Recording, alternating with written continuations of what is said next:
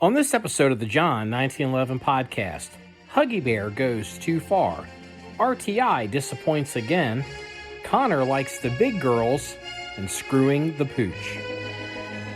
Okay, good evening, everybody. This is Kraken and Marky, and this is episode 306 of the John 1911 podcast. Today is Sunday, January 18th. I guess we would call that Father's Day. It is about 9:30 p.m. Eastern Standard Time, and an unusual development, Kraken and I are actually in the same time zone. So, how you been? Oh, I've been up and down a little bit. Uh, People have probably noticed I haven't been around quite as much. Kind of got red tagged and put on the shelf for a little bit.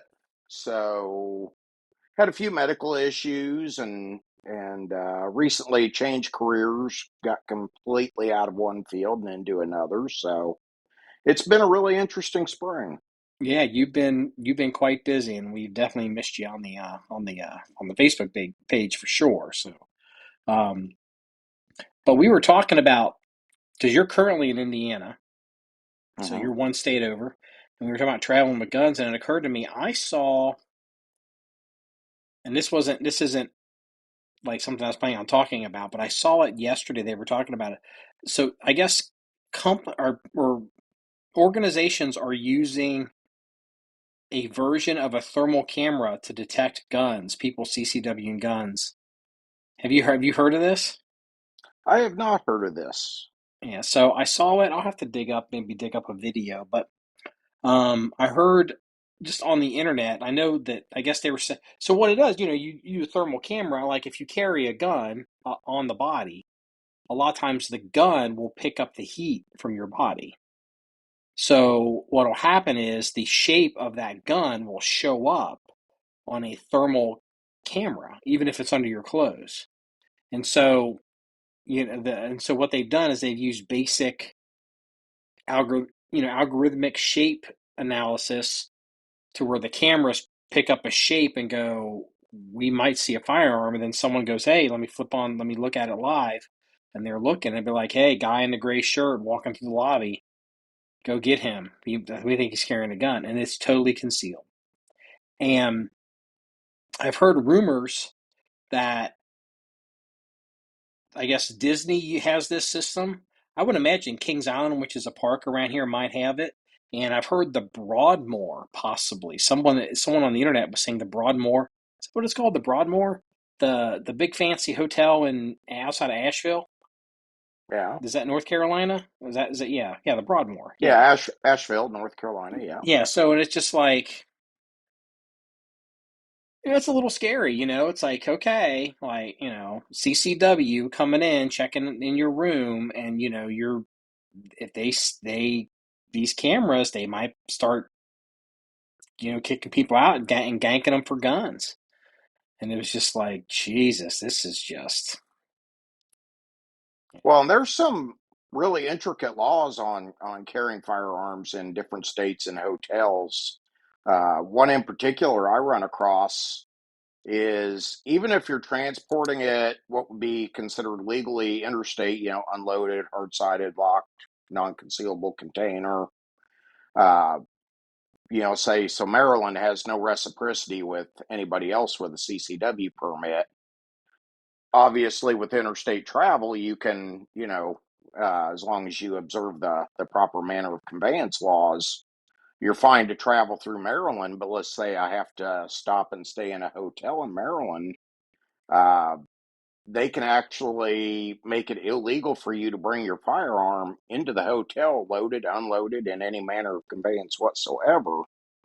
So if there is that type of technology out there, it may become more and more prevalent in hotels even.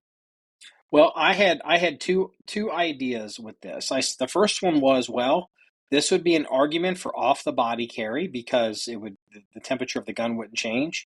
And then me being a businessman, like I'm not special forces, I'm not a Navy SEAL, I'm a businessman. I'm like, I wonder if I could make a holster that cools a gun. And I'm like, I think I can. Or what you do is you make a holster that has a thermal layer in it, a block, like a thermal wrap that maybe will distort the image of the gun. Or, you know what I mean? Like I easily see a market. Hey, you take it from me, everybody, if you're listening to this. I can see in the future, because this is the the electronic warfare, it just the escalation of the technology. If they're going to start using thermal cameras, the Kydex holster dudes better start, getting fancier, putting little fans and some, watch batteries in their holsters to circulate air to keep the gun cool. And, that's coming, because people aren't, it also, what it's going to do, it's going to create a crisis of innocent people getting potentially jammed up with guns, and it's going to cause an outrage at some point. But, the other side of the coin is that shooting in Las Vegas certainly didn't hurt or didn't help this situation. No. And Yeah. I wonder if it could be something as simple as, like the grocery store cool bags that can keep stuff hot, keep stuff cold. If it wouldn't be something as simple as making a holster lining out of the same material that keeps those thermal properties in your grocery bags. Yeah, it's a possibility. If you You put a know, layer of that between the firearm and your body, it might be enough to insulate the firearm from the heat of your body. yeah, so yeah, you know what? That's an interesting idea. So what you do is you don't have the holster itself, you just put something between the holster and your body. It'd make the holster bigger, but also, just conceptually, this is a win for the polymer guns, and this potentially hurts like the all steel 1911. That metal will it's a heat sink, and metal will conduct energy, and it'll sink heat right out of your body. So, in the battle for defeating thermal cameras, you may see people maybe start to skew towards a polymer gun, or I don't know, maybe a poly, maybe steel guns, and with a new, because how it's like, like, look, you and I are old, so there was blued and then there was chrome, okay, and then um I think, I guess, maybe like the bird song black tea, Robar finishes, and then the plasma nitride, and it's PVC, and then DLC, diamond light coating, and Mhm. all this. I guess someone else got to come out with a thermal coating. You know what I mean? Like, so here's the thing. There may be a coating that they spray on the SR-71 that suddenly is going to be showing up. Like, well, that SR-71's, we haven't had a use for this in a while. So let's go ahead and, we'll sell this to the gun companies, and they can thermally insulate their guns. Because one of the problems with the idea of, like, you know, cooling off your, like, if,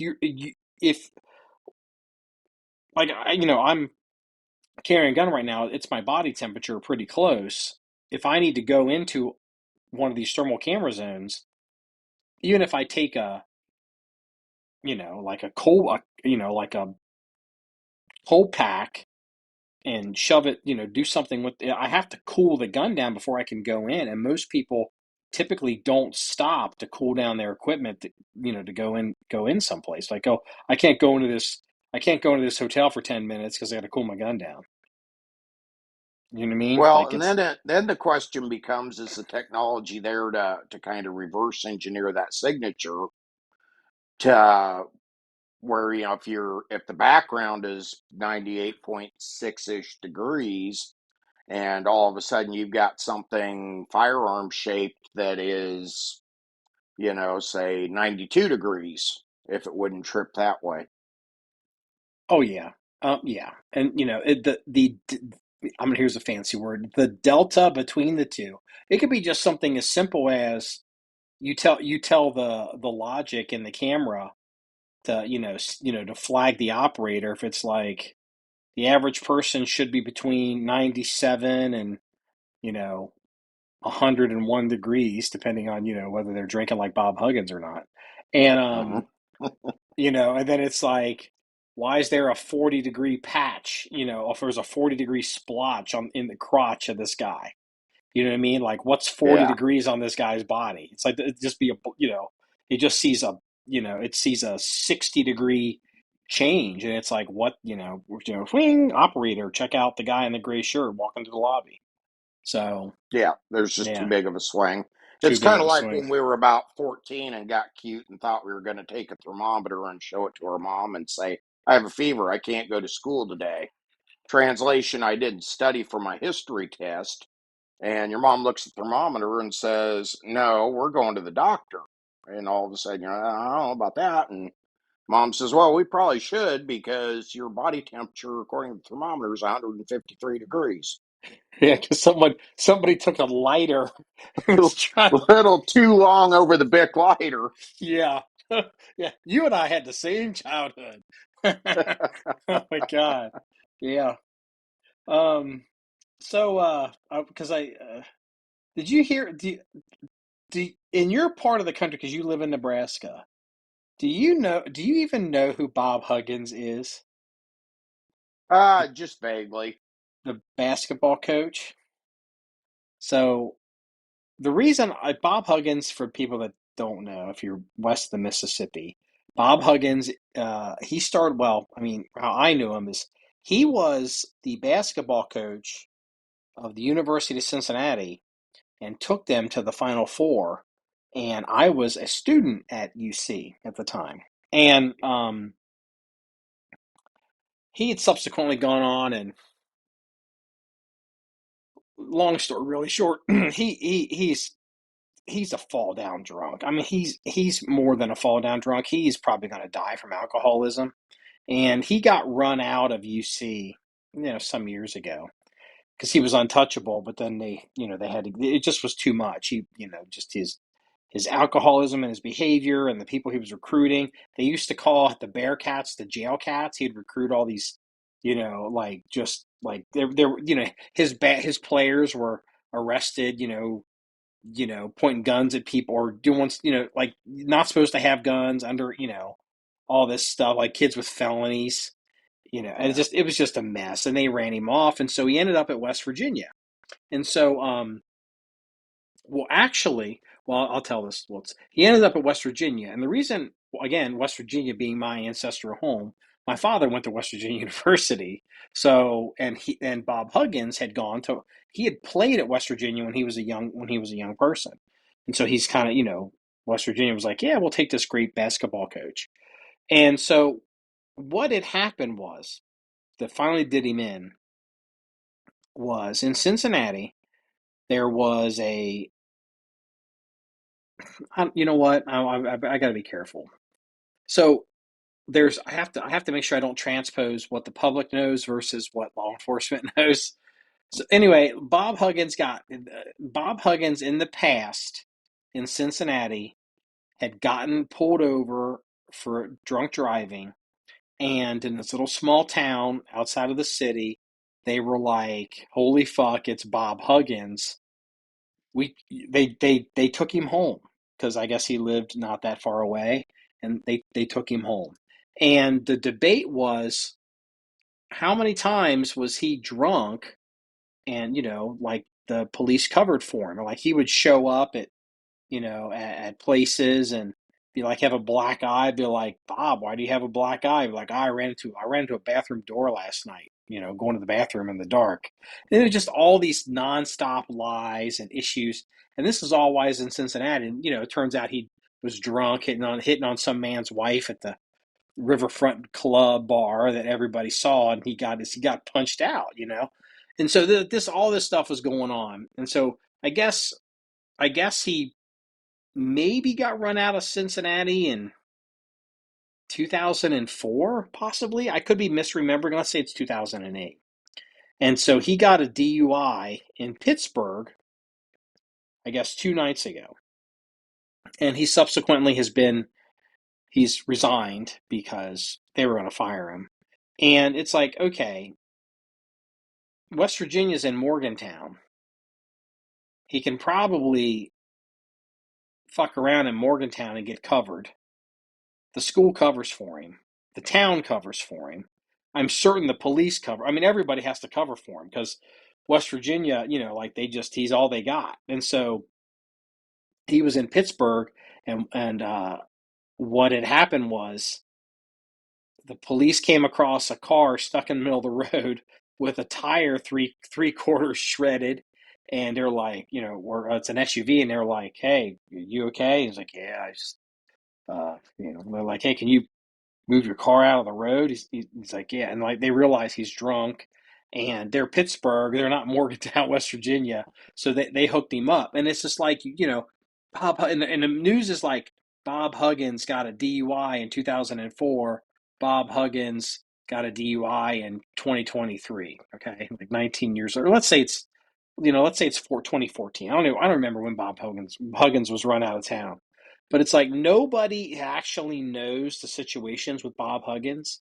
Nobody believes he hasn't had a DUI, drunk driving, in 10, 15 years. It's just he's finally been caught again, and it's made national news, and it's just kind of a sad story. But then you think about all the I know all kinds of stories about how he's been covered for. So You that's know, that's about it. Go ahead. we had kind of a similar situation with our Nebraska football program. They hired Scott Frost. He was a previous national championship quarterback. I believe he was Heisman Trophy winner, and he was going to be the salvation of the Cornhusker football program. Uh, and the Huskers, they were perennial national powerhouses. And then after Tom Osborne retired, just a continuing downward spiral. Three win seasons, getting beat by D2 teams, and he was going to be the savior. And I think he had a 5-year. They just fired him last year, and I don't think he had more than a 4-win season. But it didn't take long, and allegations, no arrests, but allegations of infidelity, public intoxication, missing practices, showing up at practices intoxicated. And it finally got so bad that the university couldn't really hide it anymore. So they finally, they fired him for cause for the win-loss record. Yeah. But I think we're going to see more and more of this as social media becomes more and more prevalent, even more than it is now. And I think a lot of the being able to cover for the hometown hero, I think a lot of that's going to come to an end because nowadays everybody has a camera. There's always somebody that witnesses something, and you're just not going to be able to drive the head coach home and sweep it all. The boosters are not going to be able to make a donation to the police league fund and have everything swept under the rug. So when old Huggy Bear got his a public DUI here in Cincinnati, he it became public. He was arrested, and then the dash cam videos are out there. I don't think people had body cams on at the time, but they definitely had dash cams. And so they're talking to him, and like one of the cops is like, "Dude, we let you off last time. We drove you home, like what the hell? Like you haven't learned your lesson and whatever." And what had happened was this little town, they got a 911 call, and the caller said there is a drunk driver going down Main Street in the middle of this town, vomiting out his window as he's driving. And so the police are like, "Ah, fuck!" They go after it, and they're like, like it's fucking Huggy Bear, and so they they called literally just like, "Hey, you call the fucking chief," and the chief is like, "Hook him up, dude. Somebody, it's a public complaint. We're not going to be able to cover. We can't cover this one. Somebody called it in. He's done. Hook him up. It's over. No more favors." And that's what did him in. And I heard a story recently, unrelated but kind of related. So Bob Huggins and I have probably two things in common. The first thing is alcoholism probably runs in our families. It definitely runs in mine. That's why I don't drink. The second one is I actually have a notoriously foul mouth. I'm not gonna say filthy. I'm gonna say foul. It's because of all the years of working on the street, and so um, Huggy Bears at West Virginia, and they got their alumni and the season ticket holders and whatever, and they're close to the benches. And so when they have the little coaches huddle, and they bring the coach will sit and they'll bring a little bench, a little stool, and the coach is like, we gotta do this, you gotta do that, and whatever. Well, there were a bunch of complaints from people in the stands that basically Bob Huggins is like, fuckity fuck Phil fucking motherfucking you faggot fuck, like all this just crazy shit to his players. And the word got to the administration. So you know what the administration did? They told What's the that? coaching staff at West Virginia, when it's time for them to sit around and do that little huddle, and he needs that stool, move the stool 15 feet farther out onto the floor to get him farther away from the people in the stands. Oh my. That's a true story. And if you look at the game, you're like, shit, they do that. And it's just the little things you don't realize it until it's brought to your attention, and you if you know the person, just the amount of people that are covering, it's just like, yeah, yeah. It just was a blast from the past, like the whole Bob Huggins, and I feel bad for Bob Huggins, and I feel bad for West Virginia. Um, I feel bad for the state of West Virginia because as a person that grew up in West Virginia and Virginia on the border, father's West Virginia, my mother's Virginia. I always West Virginia always feels like that fate gives them the short end of the stick. You know what I mean? And so that's why they really will. If you're anything in West Virginia, they will. If you're the, I don't know, the world's fastest Rubik's Cube freaking solver, you're a state hero in West Virginia, because they it's that important to them. Everything they can get. And Bob Huggins is, I don't have ground truth of Morgantown. That's not a town I've ever really spent time in. But I'm just curious if, like, even the people in West Virginia were like, we are so sick of this drunk fucker. This is crazy. He's going to Yeah. kill somebody, kill himself. He's going to die. He's going to drink himself. He's literally going to drink himself to death. I mean, it's been that bad for over 20 years, and everybody knows it. Nobody talks about it until boom, he's popped up again, and he's all of a sudden he's out for one DUI. It's like, well, no, it's not one DUI. There's a lot going on, and it has been for a while. So anyway, I just wanted to, Yeah. The I don't. DUI is just the part that really made it really public, and then everything else starts trickling out It, from there. it's rare that I can talk about sports, and like I got another sport one. Like I literally don't, like, I don't know who these dudes are, but it did catch my attention. And since you race cars, we told people publicly that you race cars. Yeah, You're yeah. you're you're a race car driver. Like, people, like, you're a legit race car driver.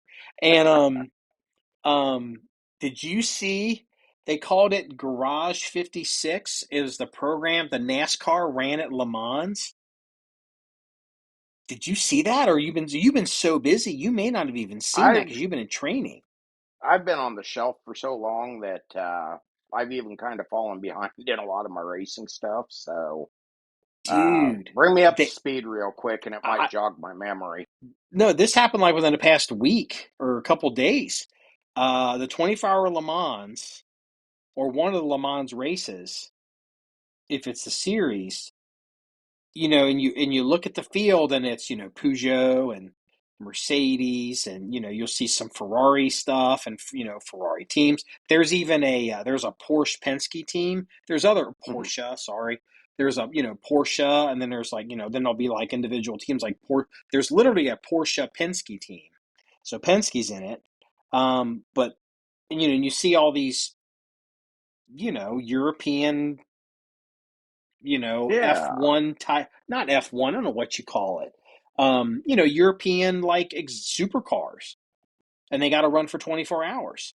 And in the mix, Oh, I know in a it didn't. go ahead. Didn't Jimmy Johnson get a team involved in this?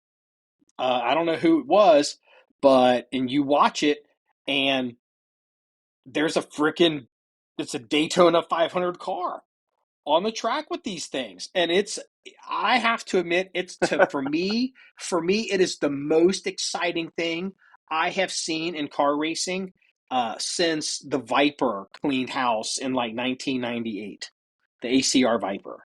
Like, I like, so now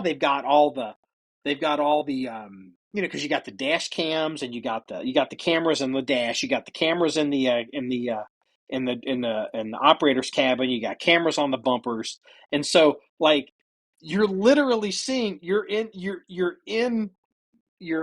the NASCAR on like the Mulsanne straightaway, and like a fucking Ferrari's on the left, and the NASCAR's passing the Ferrari, and then dudes are taking that clip, and then when the NASCAR passes the Ferrari, all of a sudden it cuts to the guy that goes emotional damage. It is hilarious, and that is what American racing needs. I've never been a NASCAR fan, um, but the idea of a little bit of nationalism, a little bit of like I don't like NASCAR to me. And again, you're a race car guy, so I'm like, I don't want to. You disagree because you literally drive this shit. But to me, like they're so restricted. All the cars are the same. And it's just everything's just the same, and I can't really tell it apart. But when you see a Porsche and a Ferrari and a Mercedes and a Peugeot, and that's so interesting to me. It's back to the idea of race it on Sunday, sell it on Monday. And I think it's fantastic. You got to see it. It's incredible. And they didn't win, but they did make it 24 hours. On the way out here to Indiana, I did remember catching something like that. I was actually listening to the NASCAR race on Sirius Radio, and they had I didn't catch the entirety of the comment, but I believe it was the team that Jimmy Johnson is a part owner in that was in that, and that was the big deal, that they actually made the whole 24 hours. So that was kind of like I said, that was kind of a groundbreaking thing, especially for NASCAR, being able to compete against all the European models. Yeah, I But mean, something broke and they had to do something. Let me see here. I'm looking for a story. Let's see here. Garage 56 completes mission, feeds international imaginations for what's next. Yeah, okay, yeah, here you are again. You Kraken is a race car driver. Le Mans, France, a major last day of school quote feel that this is a translation. I'm not going to try to read that. It's all fucked up. Um, yeah, it says Jimmy Johnson churned out the final lap Sunday at the 24 Hours Le Mans. A specifically built Chevrolet Camaro ZL1, and the team brought it to life. While the international motorsports crowd gathered for all those moments of the Le Mans intent. This is translated, and it doesn't translate well. Well, this might yeah, be a quote. I wish. Okay, here, Johnson. I wish we could come back and do it again. I don't want it to be over. Johnson said after leaving the grime-covered number 24 Chevrolet in Parc Ferme and arriving back in Hendrick Motorsports paddock. This moment, though, with everybody, I hate that it's over because we had such a good time. I hope to come back without a doubt and do this race again, but this moment in time, this group of people won't happen again. It's just impossible. I'm sad about that. And it's like, dude, like the Camaro itself accomplished a big segment of its mission by completing the 2,413.1 miles. How does that sound to you? Don't you normally do like 40. How many miles did you do when you like? What's the most miles you've done when you've raced? So I'm a short track Saturday night racer. We race on dirt.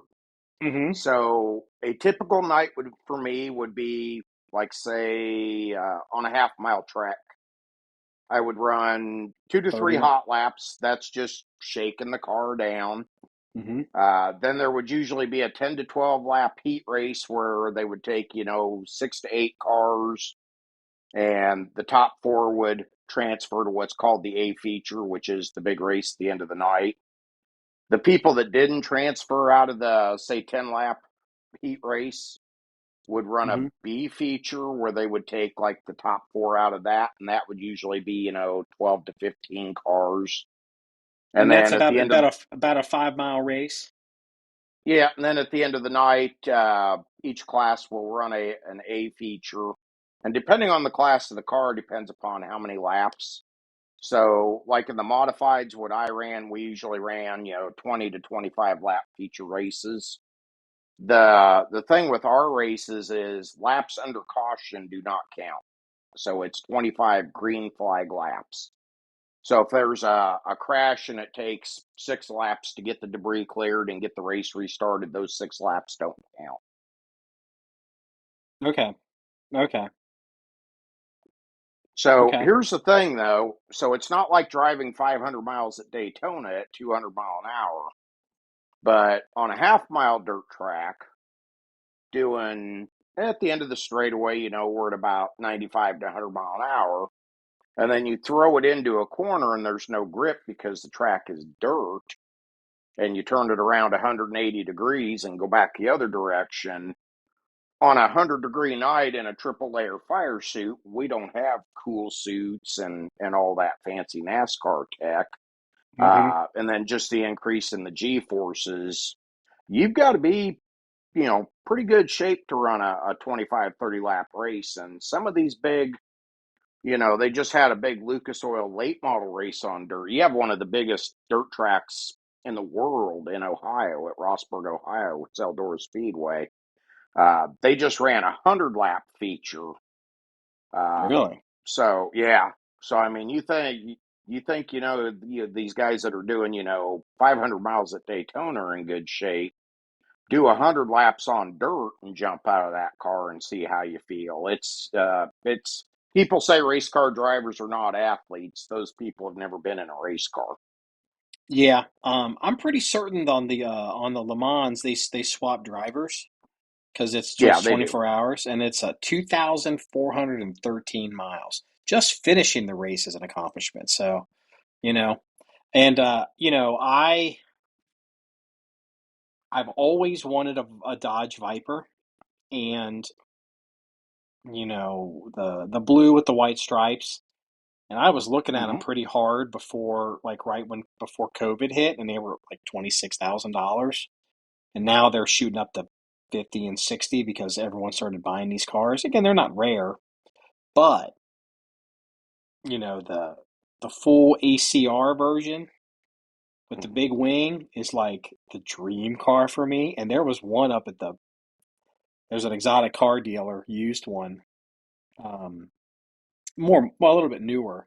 Um, and it all comes back to in 1997 or 98 when we showed up in Europe and we won it with that car, and with this front big engine American muscle car, and everyone was like, what the hell, and I just that just the excitement to me, I was so proud of them, is like I never forgot that feeling, and it's like I mean I guarantee you next year, because I didn't even know this was happening.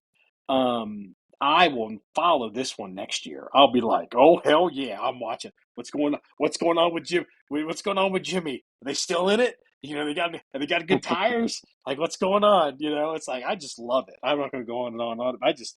I wanted to talk to you about it because I just love it. So, hey, I sent you a video, and it was kind of sad video. Um, did you see the video of the kid that bought the Enfield rifle for Royal Tiger Imports? Did you do? Oh my God.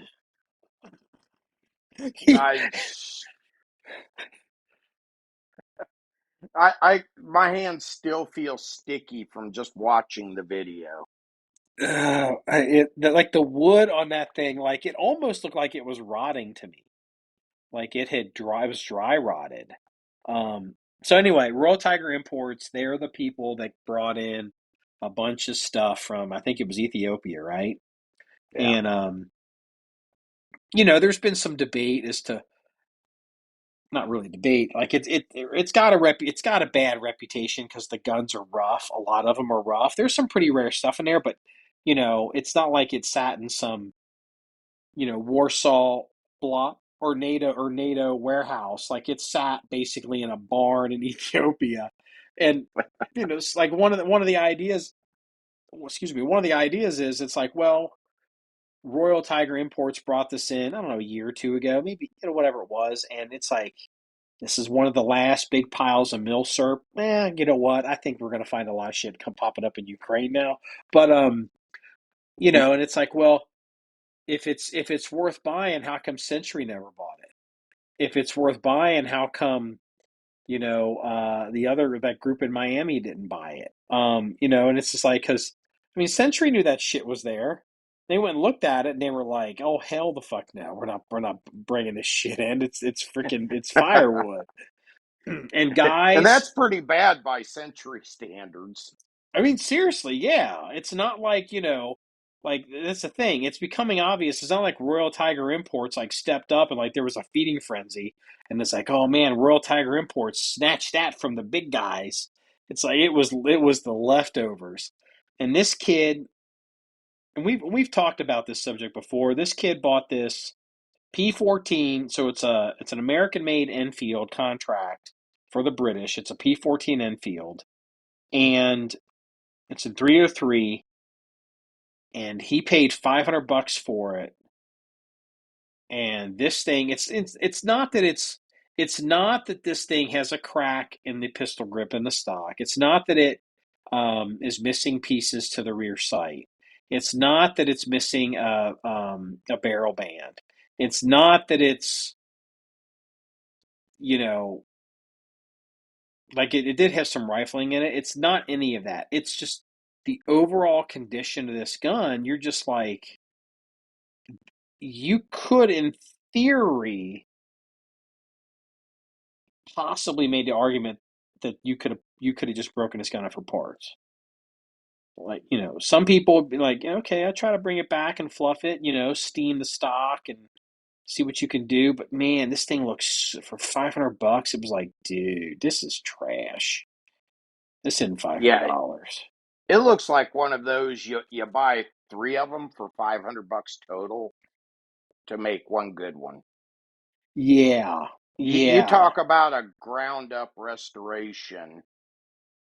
This thing is gonna. I mean, the nails pounded into the stock to hold one of the barrel bands on to me was like the piece de resistance. Oh, I forgot about the nail. You're right. Well, again, it's Ethiopia. It's like, I fix your gun. Clunk, Right? clunk, clunk. It's like, it wasn't like, oh, that's the regiment armor right there, buddy. I mean, that's Yeah. that's Bang, bang, bang, bang with a hammer. It fixed. You go shoot now.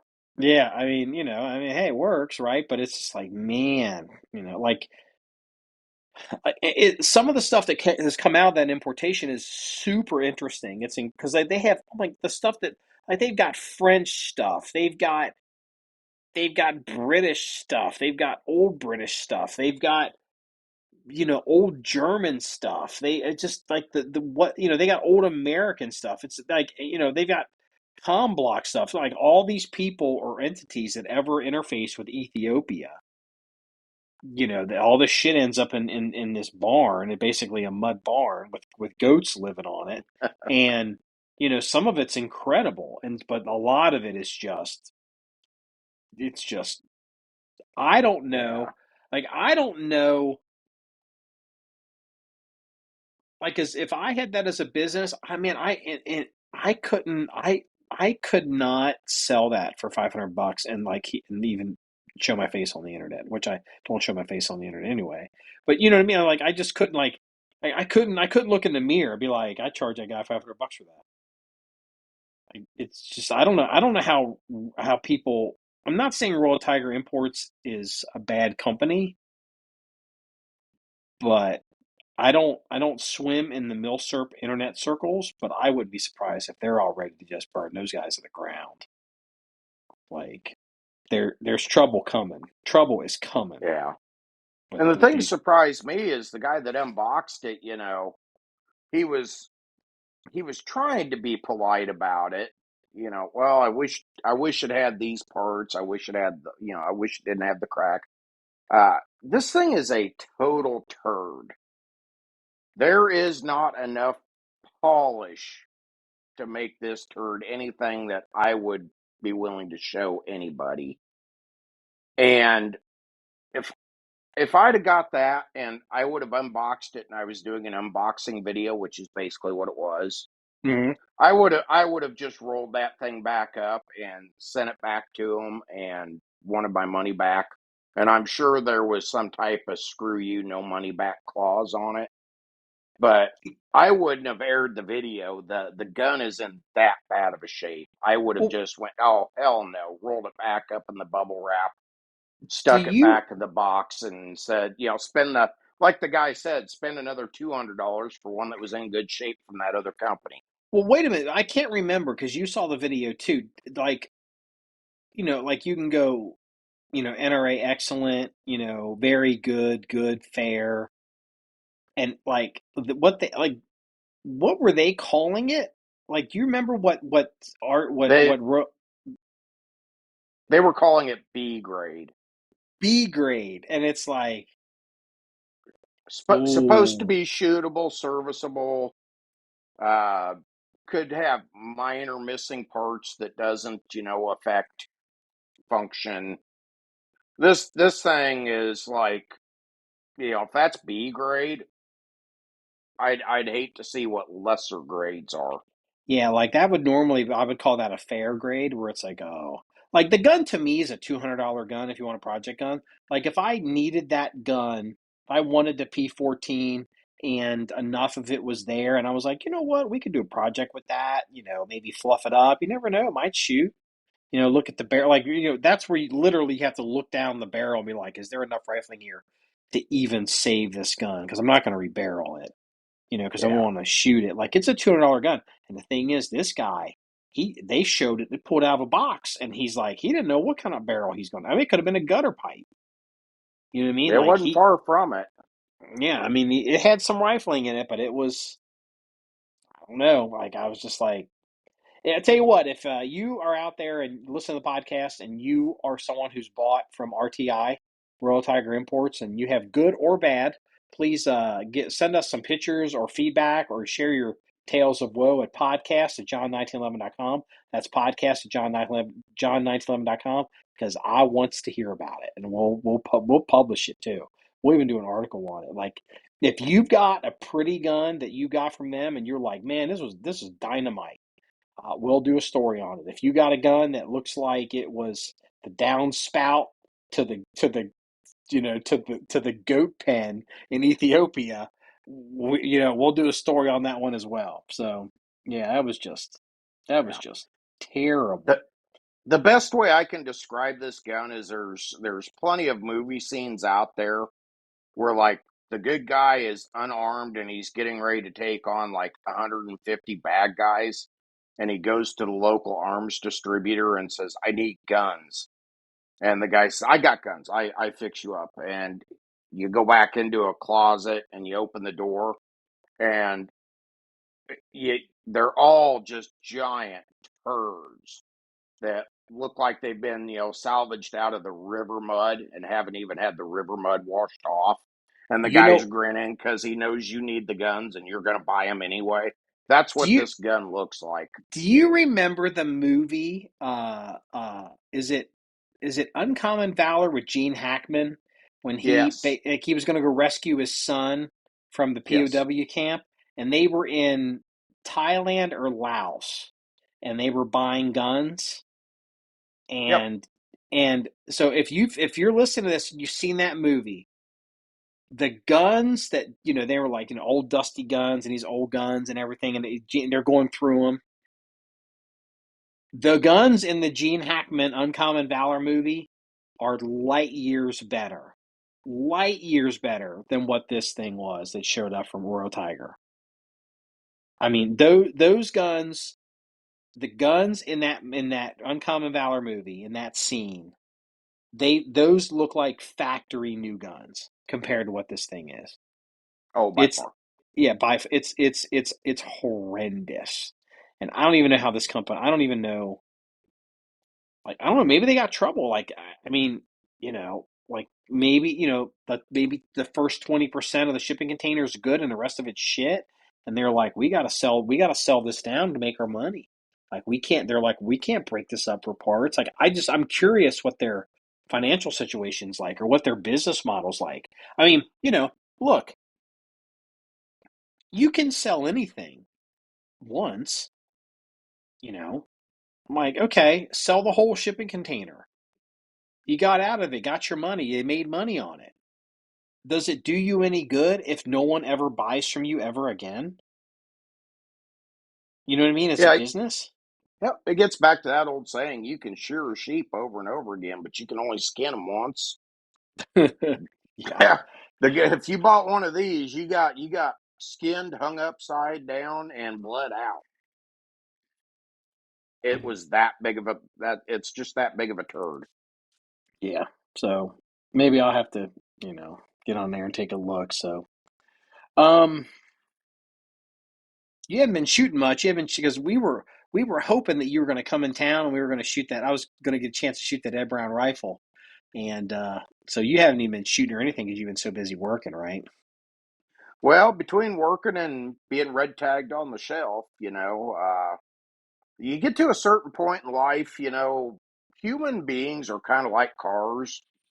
You kind of baby them when they're young and new, just off the showroom floor. Then you have that period of time where you just run the piss out of them because they're in the best shape they're ever going to be in, and you can run them hard. And then you hit a certain mileage, and that check engine light comes on. And unfortunately, I did what way too many people do, and I just kind of ignored that check engine light.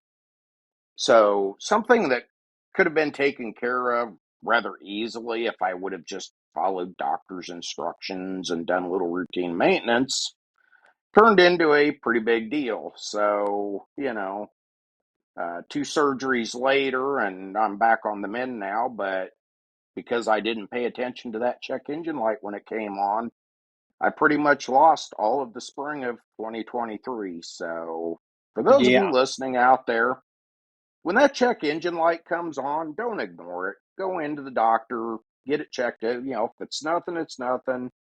Maybe you caught something early. I had quite a scare, so it cost me 4 months out of my life that I'll never get back.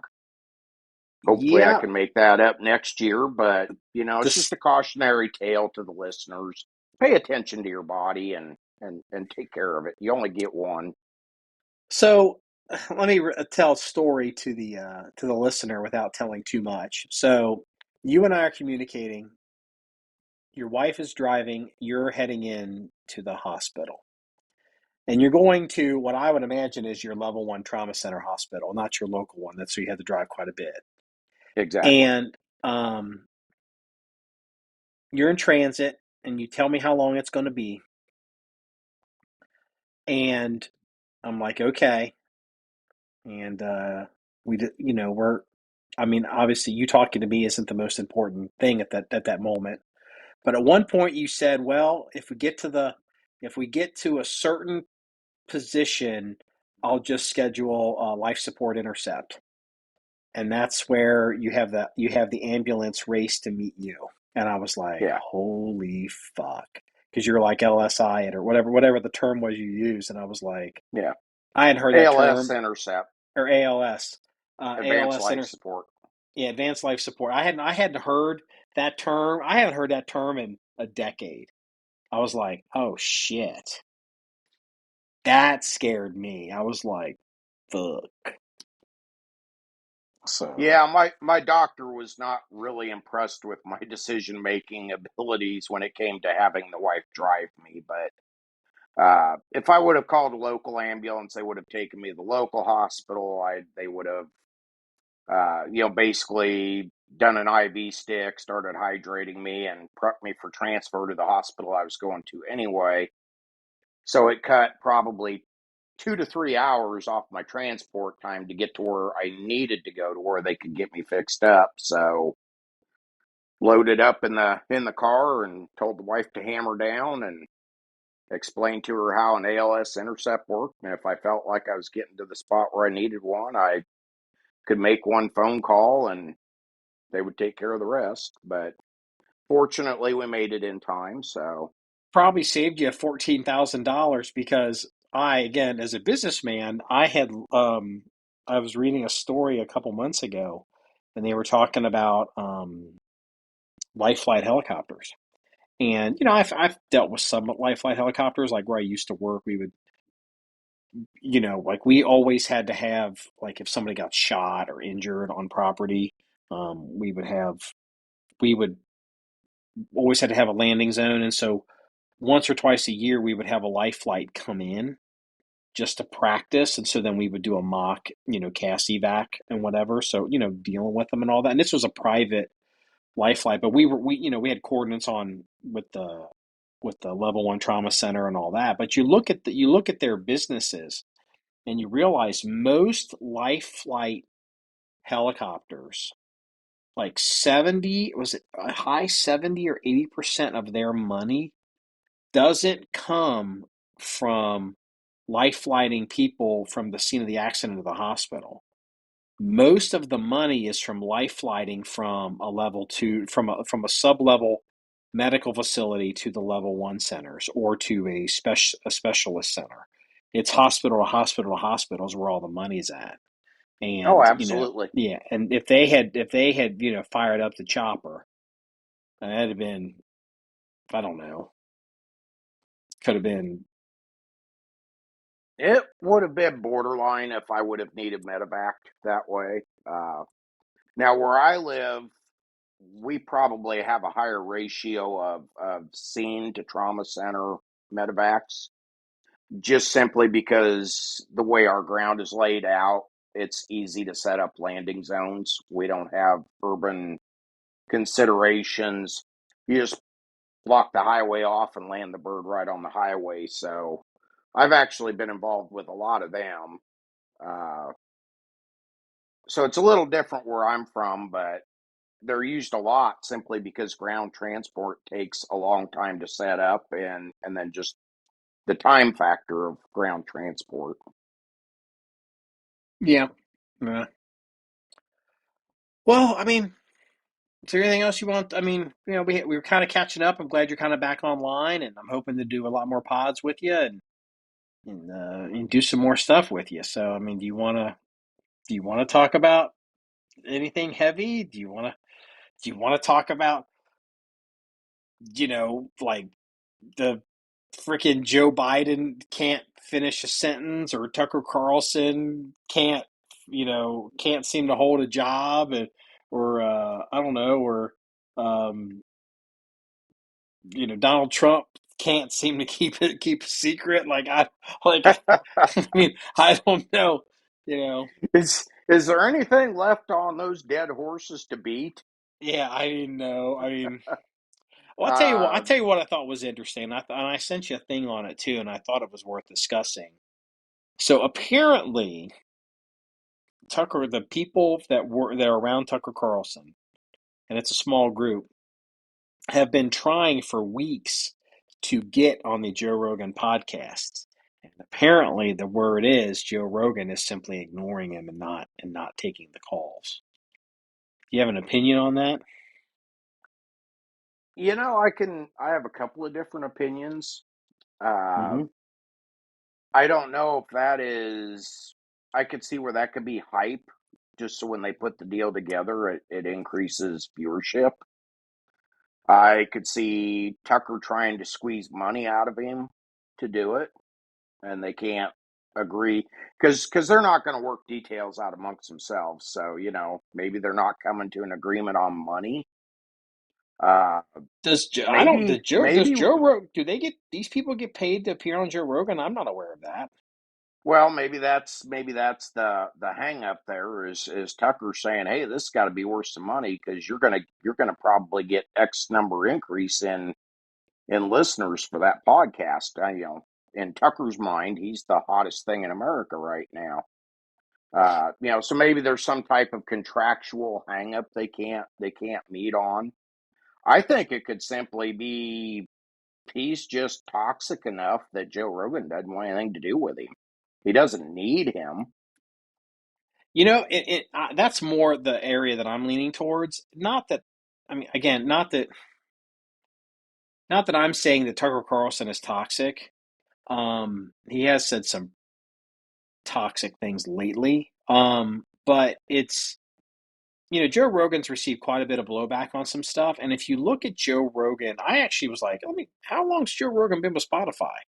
And so I looked it up today. And so Joe Rogan, I, I've, they've never disclosed what Spotify paid Joe Rogan. It's never been publicly acknowledged. When it first happened, my understanding was, unless I forgot, I thought it was $100 million for 3 years, and maybe it's 5 years, but I thought it was $100 million. And so I was looking at it today, and apparently they're now saying it was 200 million for 3 years. And I was like, wow, that's a lot of goddamn money. But the thing is, if you count the years, the end of 2023 is the end of the contract. And we're already into second quarter 2023. So Joe Rogan's got to make a decision. And Spotify's got to make a decision. Well, they got to make two decisions. Joe Rogan has to decide, does he want to renew with Spotify, and will he renew with Spotify? Spotify has to decide, do they want to renew Joe Rogan, and will they renew with Joe Rogan? Those are two separate questions. And you can easily see where maybe Rogan is kind of like, if I'm going to go out on my own again and book, and sell advertising directly, maybe maybe Tucker's too hot right now. Maybe Tucker's too polarizing because again, um, hasn't Joe Rogan had Bernie Sanders on? Yeah. He's never had Donald Trump on, and apparently the Trump people I think have reached out and he's turned them down. And he's gotten so much shit over the vaccine stuff and the ivermectin stuff. I think at some point, I can't remember what else he got. Had a big blow up on. He had a blow up on the trans thing some years ago, and he just basically told them all to fuck off. You got men beating up women in MMA, and it's like, this is stupid, and that aged well. But I just think it. I don't know. I think it could be. I don't know. I think Rogan right now might just be thinking, look, I'm 9 months out from either getting another 200 million or having to go solo, and I don't want to deal with this right now. Yeah. Either way, So I need to protect my investment. yeah, it is a business, and as much as people want to say that Joe Rogan is, he's the most powerful and he's totally independent, he is, but it's still a business. You know what I mean? And he's got to make decisions that are best for him. And it's just like, okay, well, I got to admit, I was expecting Tucker Carlson to show up on old Joe Rogan. People tend to show up there pretty quick. I mean, hasn't Robert Kennedy Jr., RFK, shown up on Joe Rogan in the past? I don't know, recently? He just announced Yeah. his candidacy like a month or so ago, officially not even a month ago. And it's like, that's it, like it was not like, oh yeah, it's not like Joe Rogan has to book people 5 months in advance. Oh, we'll get you in 6 months. They bump people around, do what they want to do. All I'm saying is if there's somebody Rogan wants on his show and that person wants to be on his show, it happens pretty damn quick. Yeah. And it's like, all right, Tucker, where's We'll Tucker? make a spot. Yeah, we'll make a spot. It's like, I don't know, something's up with the Tucker. Because again, Joe Rogan is not a conservative.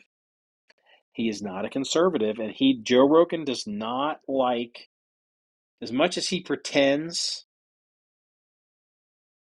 to not care, he really doesn't like it when when when when the mainstream liberal media decides he's public enemy number one. He doesn't like that one fucking bit. And it's obvious that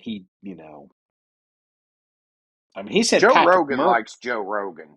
Yeah, I mean, he said is it Patrick Murray, the guy with the study on the J curve, or not the J curve, but he did the study on intelligence and race, and like it's very controversial, but it's a nature versus nurture, but he's really talking about it's really a nurture thing, and a culture thing, and it's very controversial. But like the problem is, again, I'm not saying this. Don't come at me. I'm not saying I agree with any of this shit. But this guy's got all this research, and he's got shit to back some of this stuff up, and people don't like what they're seeing. And his argument is it's about like culture, which mainstream media doesn't want to hear. So that Patrick Murray guy, they basically have they have basically put him in the witness protection program. But he was on Yeah. Joe Rogan, but you can't get Tucker Carlson on Joe Rogan. I don't know. It's like, okay, I think Tucker Carlson would be super interesting.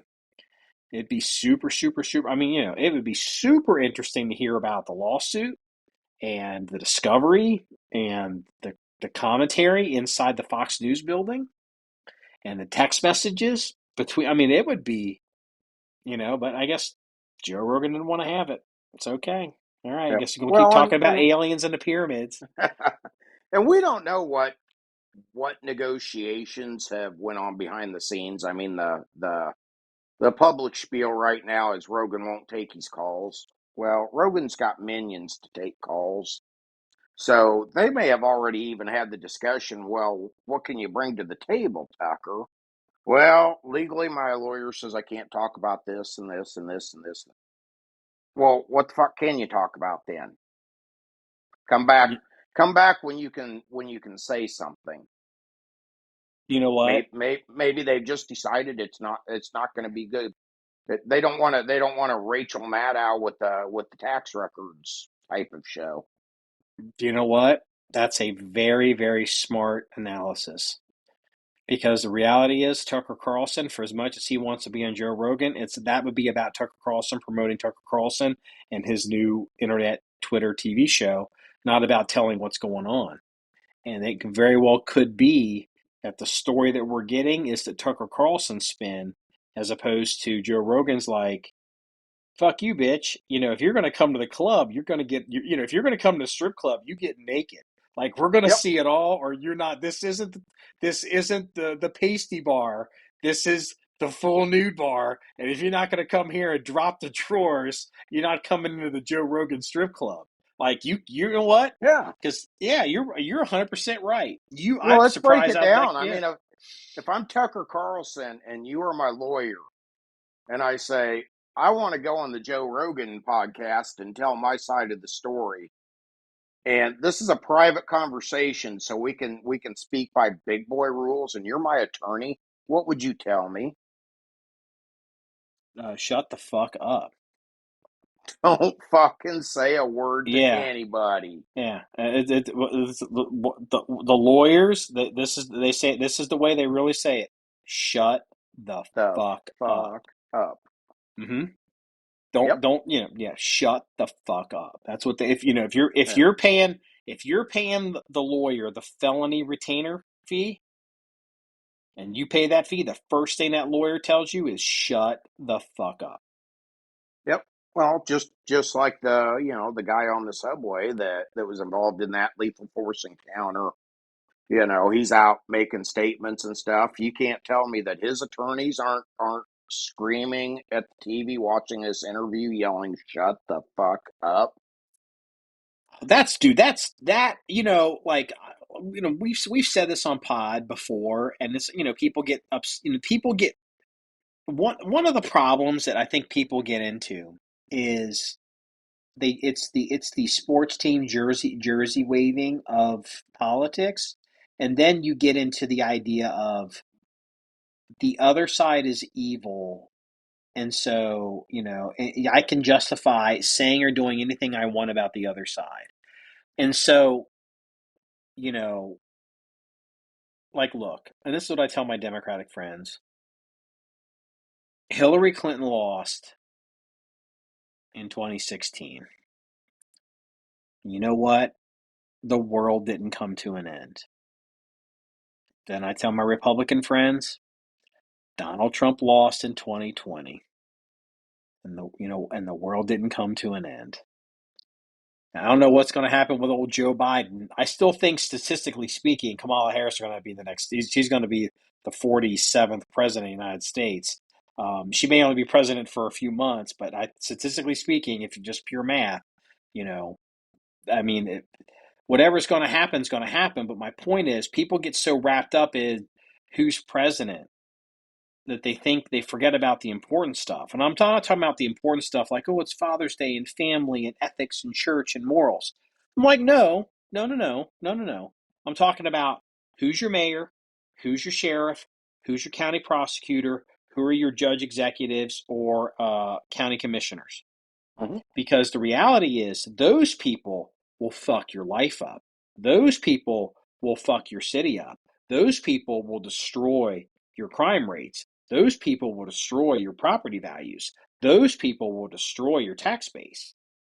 And you got this guy in New York City who had to defend an entire boxcar of people against a known crazy person who everybody says he was threatening women and kids and talking about murder and all this shit.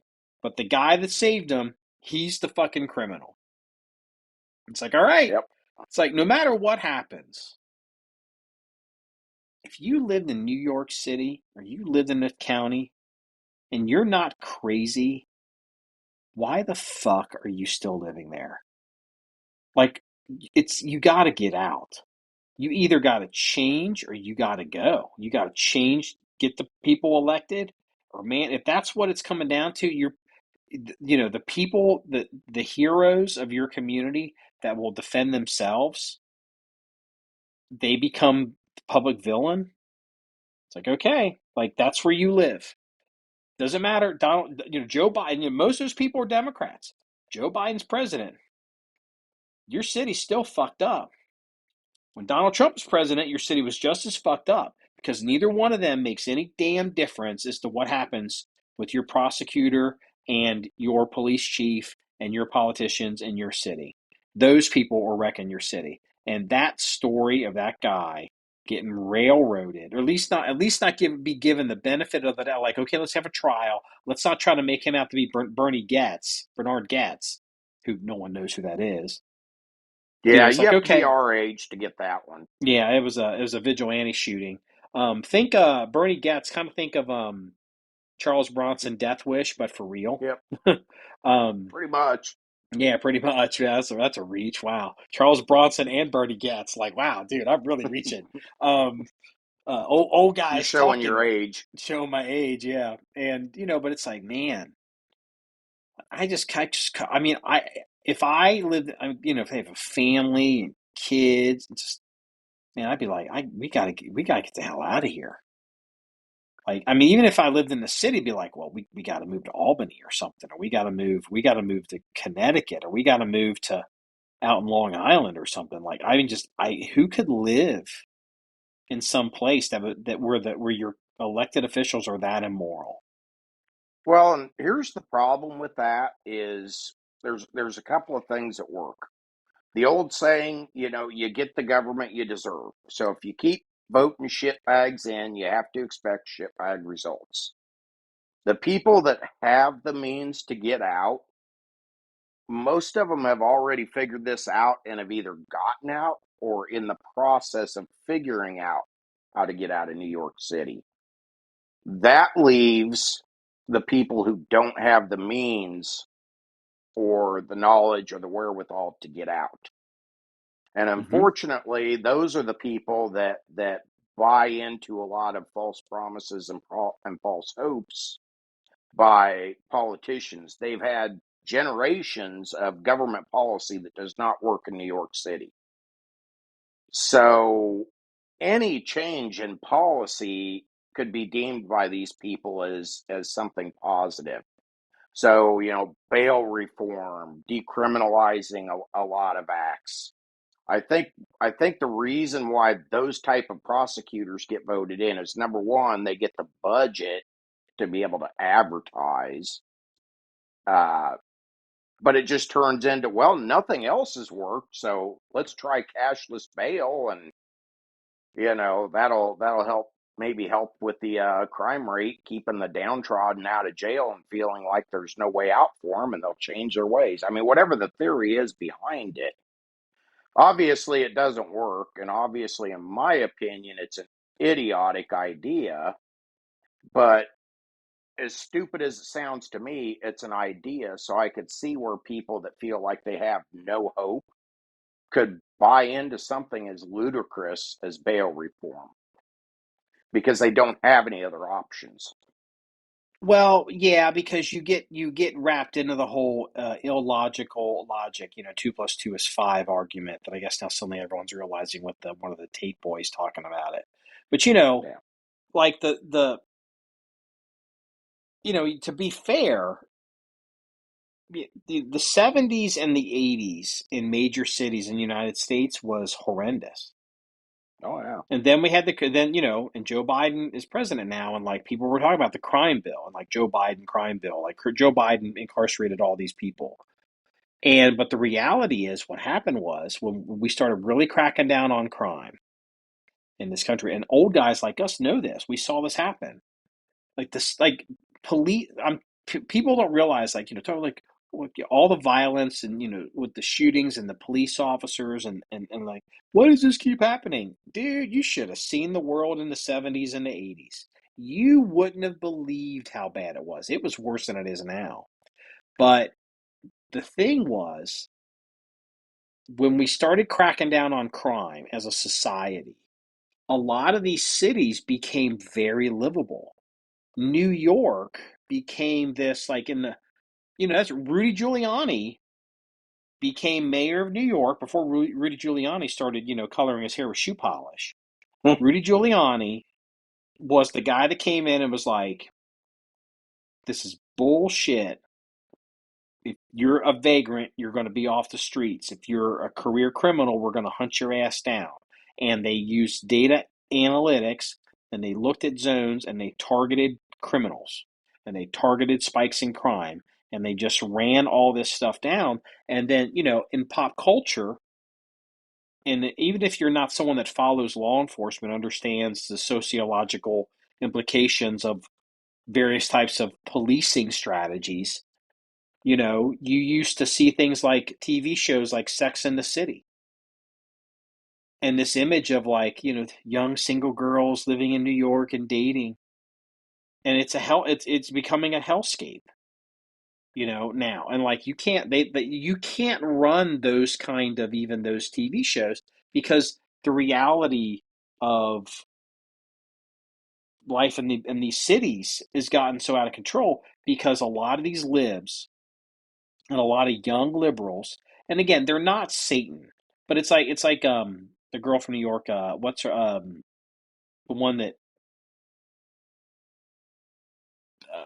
not Mar- the, AOC, Alex, Alexandria Ocasio Cortez. She went to school. She was, um, you know, Alex, Cortez or whatever her name was, but now she's Yeah. AOC.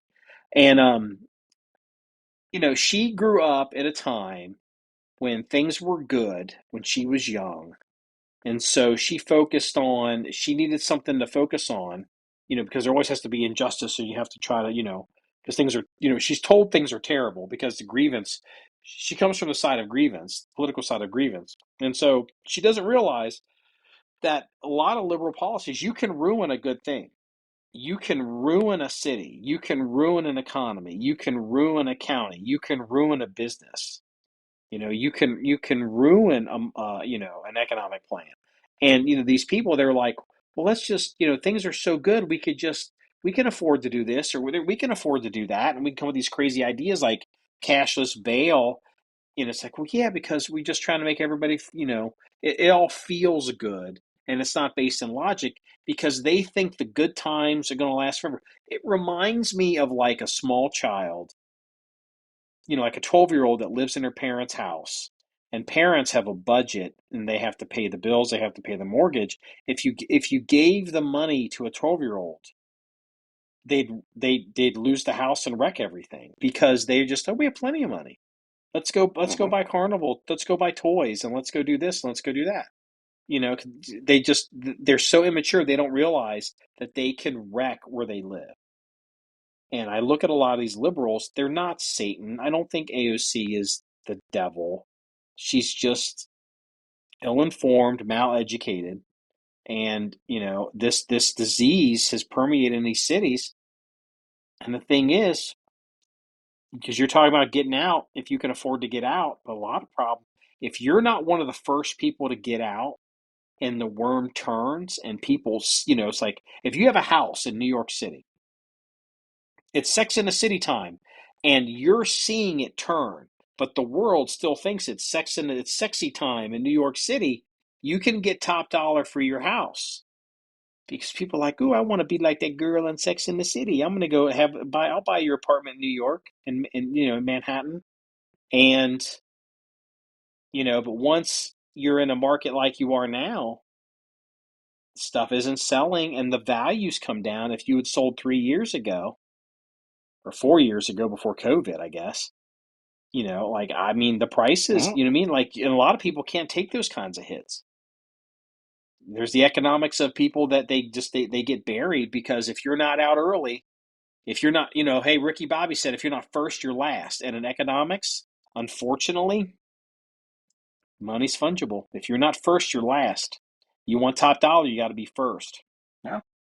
And that's what's exactly going on in the real estate market right now. I mean, we we bought our acreage uh, right before COVID, so Oh, we I had didn't to know. sell our house in Omaha.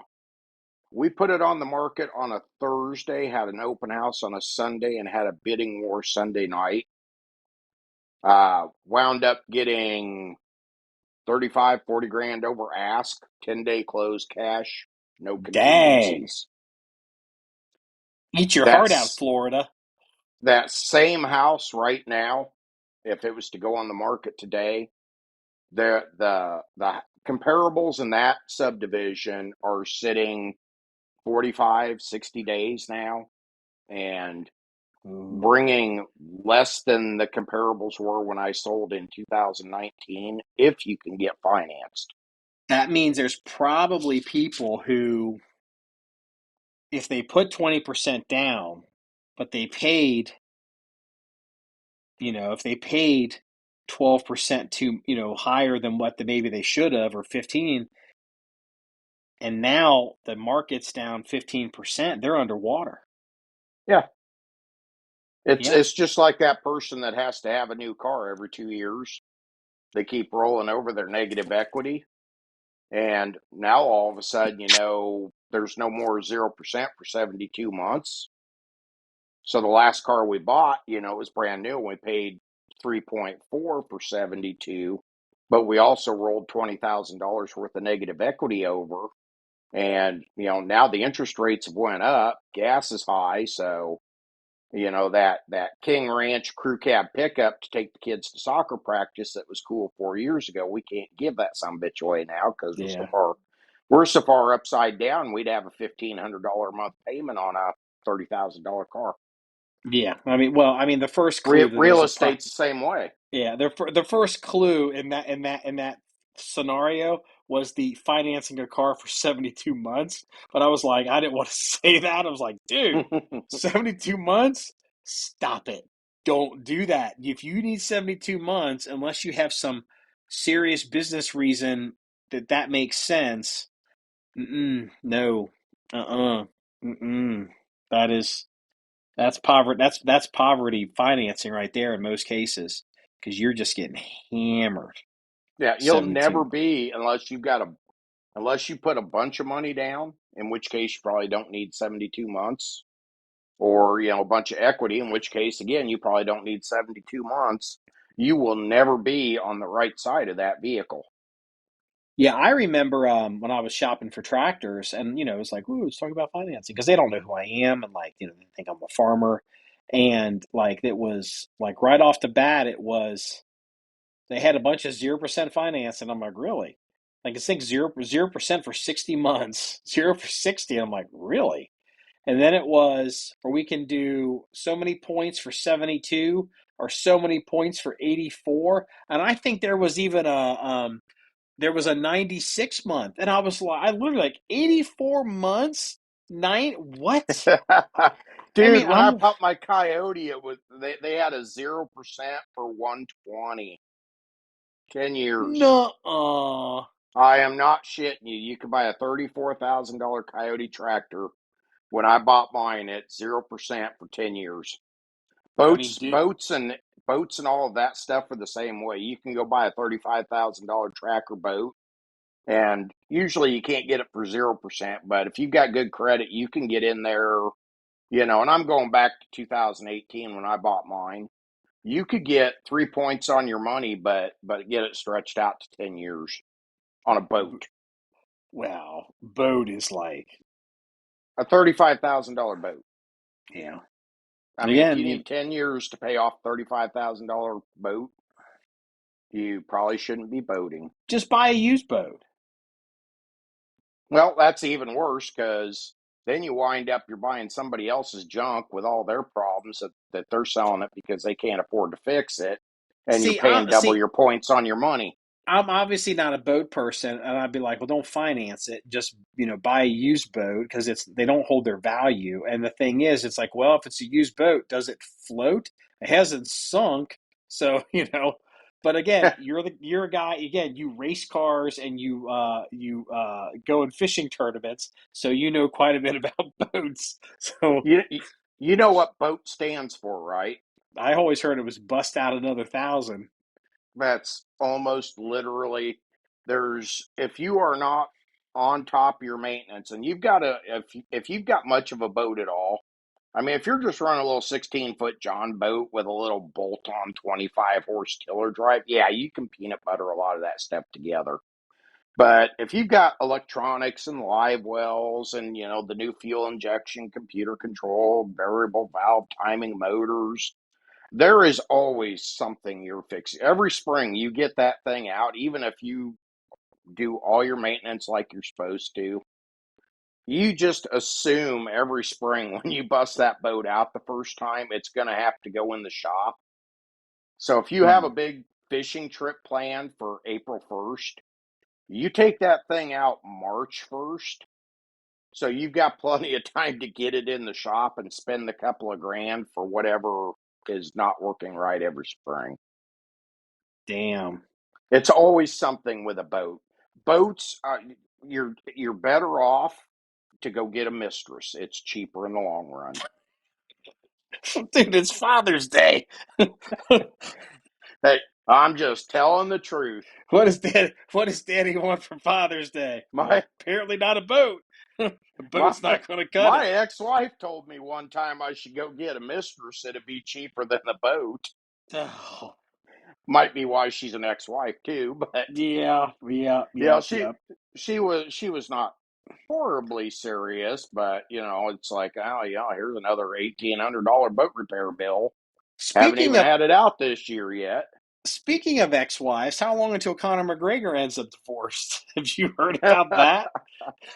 uh, I've watched the video. I've heard a lot. That's actually one story I've been able to kind of follow a little bit in between training and stuff. Uh,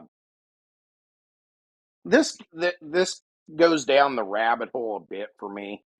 I get really wound up when my liberal friends start bringing up the tape of Donald Trump on the bus where he says you can grab them by the pussy because they let you when you have lots of money, or however he said it, but I remember it, including, basically if you've got gigabucks in your back pocket, women will let you do it. And they get so upset because Donald Trump said that, but it's so absolutely true. You start looking at people like Conor McGregor, professional athletes, mega actors that have more money than they could ever spend. They're always, a lot of them are always getting jammed up by women. Uh, it looked to me like she went into the restroom willingly. Who knows what happened once you're in there? She claims she was drunk and can't remember most of it anyway. It looks to me Did like from what I can see, it could very possibly be a money grab. But Did you see the letter that her attorney sent? They basically were asking for money. yeah, and he said, piss off, and you go from there. But why did he drag her into the bathroom? Like, and Well, that she just seemed. probably said, I'll do that thing you like. And he went, well, I'm a superstar, and anywhere I go, whatever one I pick out will do that thing I like. And there you go. Did you notice Uh, that? Did you notice that? I could be mistaken, but because they blurring her out, but she seems to be kind of a big girl. Did you notice that? maybe that's what he's into. I don't, he likes to fight in different weight classes. So, maybe he was bumping up a weight class or two from, what he fights at normally at home. Oh Uh, my! but I know for a fact that especially rookie professional athletes.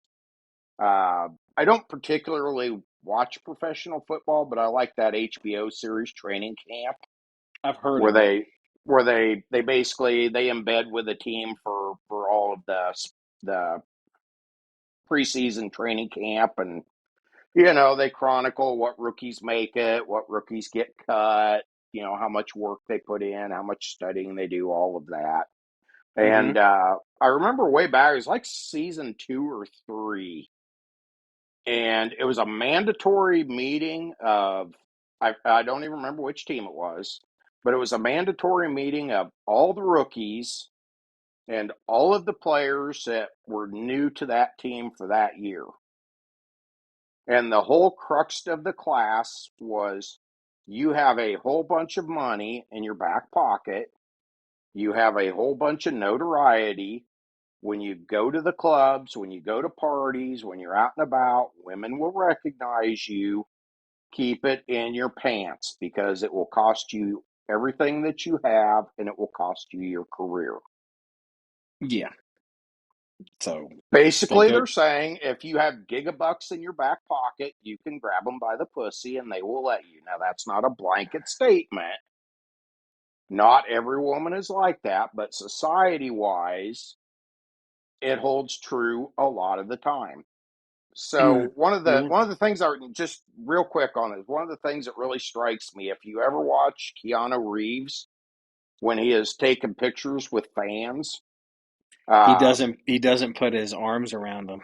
he puts them behind him but it's very obvious in the pictures that he is not touching them. There is a reason for that.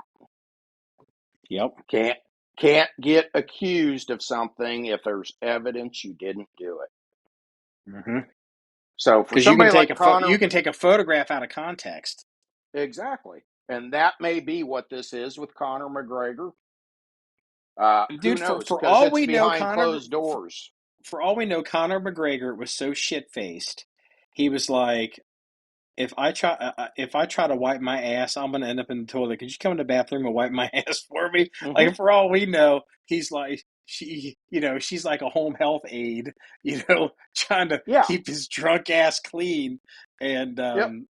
We I have mean, obviously no not, but idea what happened, but he put himself in a position for it to be tried in the court of public opinion, besides the legal system, possibly. yeah, apparently, because I don't follow it that closely. I mean, I like MMA, but I'm not gonna like I follow like I'm a super fan following these people as they go through life. But apparently, he's had some other blips, and it's like again, is that some woman take making a pass and then doing something, or is it, I don't know, or like is this, I don't know. Then you got to ask yourself, like, I don't know, like some woman claimed he did something to her in a car and whatever. Now I'm like, I don't know, how big was the woman in the car? Could be a pattern. Like, is she's a skinny girl, but like, nah, he didn't do anything. If she's a big girl, I'm like, I don't know, maybe, it could just just where there's smoke, there's fire. So, Yeah. all right, we've Well, been going.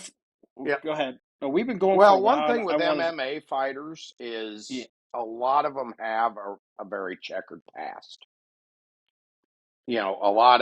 A lot of them have a lifestyle and a past similar to what Mike Tyson had back in the days. We just know more about it with social media. yeah, yeah. That's true. That's absolutely. So who I mean, knows? like Mickey Mantle. Yeah, Mickey Mantle. Mickey Mantle was like, come on, Mickey Mantle was. I mean, he was Bill running around doing Clinton's all kinds of. idol. Yeah, he's doing all kinds of crazy shit. Like Yeah. in today's age, he never would have. You know, I mean, apparently, No. shit that Tiger Woods was getting away with for a long time until he wasn't. Right You up till know. you don't. Yeah, right till you don't. So it's like, okay, it's like, all right, so Yeah. we've been going for a while. So let's go ahead and do the police blotter and we'll toss it. Yeah. Um, my typical three, and these are going to be some doozies. The first one is a police blotter out of Texas. Police got a call for a body, I think, under a bridge, and they respond and investigate and discover it is a dismembered sex doll. So that'll be one that'll make the Christmas party. There'll probably be a sex doll. There'll be a blow up doll at the PD Christmas party for some patrolman. So, because oh yeah, the sex doll. Um, the second one is, and I thought this is really interesting. I want to look into it more, but federal indictments have come down against 9 people for a 20-year crime theft ring, a theft ring that specializes in stealing high-end art and high-end sports memorabilia. Like you would hear about, people, like there'd be a heist at some museum and they would steal something. You hear about these every couple of years. So they've apparently Hmm. finally busted a ring that's been doing this for 20 years. Because Hmm. everyone's got to sell the shit sometime, and the stuff is for sale. Somebody bought it, and eventually somebody dies or somebody puts it up for sale, and they take it to the auction house, and they're like, "This was stolen 15 years ago out of the museum in freaking Belgium." So yeah, I thought that's a pretty interesting story. We'll have a link to it on the website. Now for my piece de resistance. This is out of Pennsylvania. Let's see, how do I read this one? We'll go. Penn State professor begged cops to shoot him after arrest for performing sex acts on his pet dog. Penn State professor accused of performing sex acts on his pet dog begged police to shoot him during his arrest during the for the disturbing allegation.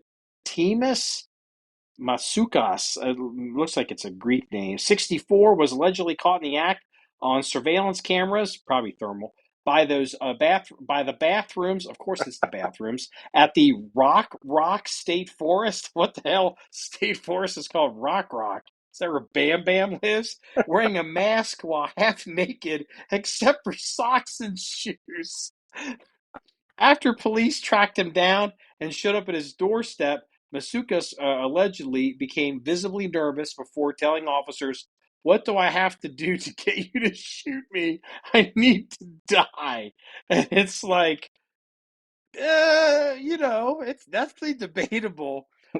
During the arrest, he reportedly then conceded that he carries out the depraved act to blow off steam. Oh my God. Dude, some people just take their dog to the dog park. So, so He took anyway, his dog to park. yeah, yeah, he's lovers. He took his dog to Lover's Lane. That's where he took his dog. Um, Apparently he was caught on tape and someone review. I don't know if someone would see here. The Pennsylvania Department of Conservation Natural Resources launched an investigation after security cameras intended to monitor thieves captured the lewd acts on film. Hold on. He allegedly performed the acts, plural, in and around the forest's parking lot and restrooms, where police say he targeted his pet collie section. So it's a collie. Hey, you know what? Look, if if to young writers out there, young beat reporters, when you're doing a story, pack it full of detail. I want to know the dog. I pack it full of detail. The lurid habit also saw the award-winning professor try to record himself performing the acts with an electronic tablet. So he didn't even use a phone. He's out there trying to fuck this dog with a giant ass iPad.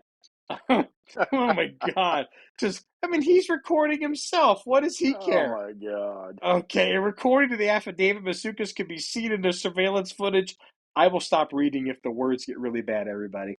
Masturbating near a women's public restroom before engaging in a sexual act with a dog. So, anyway, it is alleged that Masukas, I was done, but I'm going to keep reading. It is alleged that Masukas has been carrying out the depraved act since 2014. Oh my God. Oh my God. So it is, there's a picture. It is called Rothrock State Forest. And, I'm looking at his picture from the university. And as they used to say in the space program, he certainly does look like a guy that would screw the pooch. So, all right. Well, this wraps up episode 306 of the John 1911 podcast. If you want to see any more stories or pictures or links, please go to the website at john1911.com. That's JOHN1911.com. Remember, it's all about shooting guns and having fun, everybody. Have a good night. Good night.